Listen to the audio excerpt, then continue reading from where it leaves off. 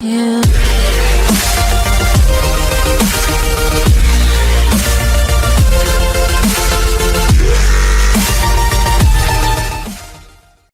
There are a lot of similarities between animating cameras in After Effects and animating cameras in Cinema 4D, and we'll definitely uncover a lot of those similarities as we go through the rest of this video.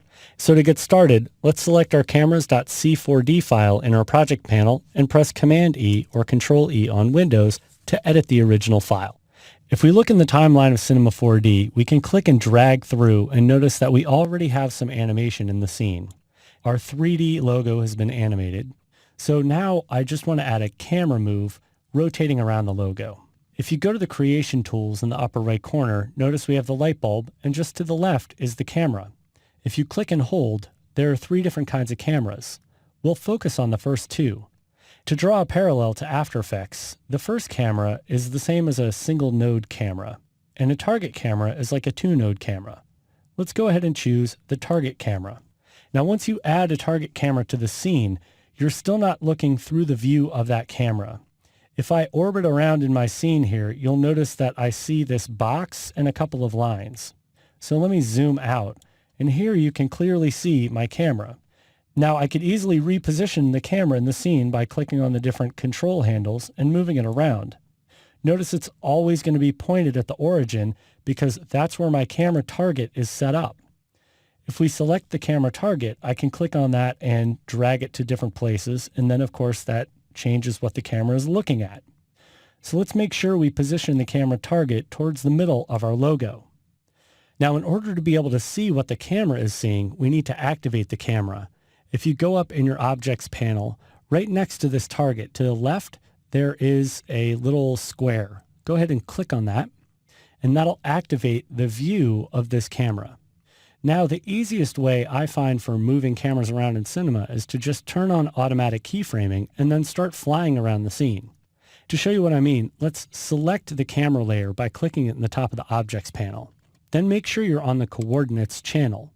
In here, you can see the XYZ values of the position. So if we go up to our navigation tools in the upper right corner of our viewer, we can zoom out and zoom in and reposition ourselves around the scene, and notice all of this information has been updating. So I want to do a relatively easy move. So let's start in the lower corner and zoomed in on our logo. There we go. In order to create animation, we can turn on our automatic keyframing. Now, before I turn that on, I want to just move my current time indicator back to the start frame. Now we can turn on automatic keyframing by clicking this button with the 2 arrows that kind of travel around the outside. Notice the second automatic keyframing is enabled, we have a red line around our viewer. Also, the labels for the parameter values have changed to yellow. Let's reposition our camera a little bit in the scene just by zooming out and then clicking on the pan around tool. This way I've assured that I've created some keyframes for my first frame. Now, if we move the current time indicator down the timeline here, let's move it to around frame 130. Now we can reposition our camera, and once we reposition the camera, we've then created an animation with 2 keyframes. You can see those keyframes in the timeline. They're very tiny, but it's these little white check marks. Now, before we preview the animation, I'm going to make sure to turn off automatic keyframing so I don't accidentally add any more keyframes. Let's move the playhead back to the start, and then click the play button to preview our animation. So this is exactly what I was looking for. I'm pretty much done with the animation phase of cameras. Let's just stop playback here for a second. There are some other similarities with After Effects cameras. Make sure you have the camera selected in the top of your Object panel, and then go down to the Objects channel. In the Objects section, here if I make this panel a little larger, you'll notice I have an option for the focal length, and there's a preset. If I click on this pull down, I have a lot of similar presets to what we had inside of After Effects. Now, obviously, if I wanted to choose a different camera, I should have chosen this before we started our animation, but I wanted you to see exactly where the similarities lied with the cameras. Notice at the bottom, we even have options to set the focus distance for the camera. Now, there's one more channel in the cameras that we should explore, and that's the target. When you click on the target, notice there's a target object specified, and that's the camera target 1.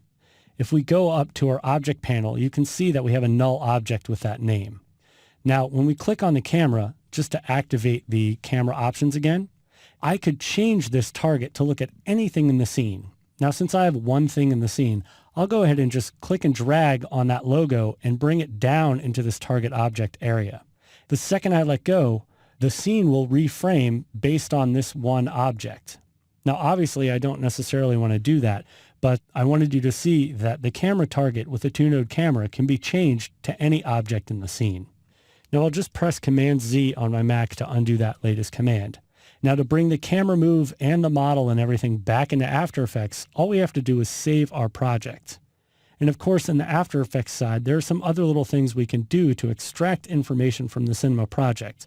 But we're going to do that a little bit later in the chapter.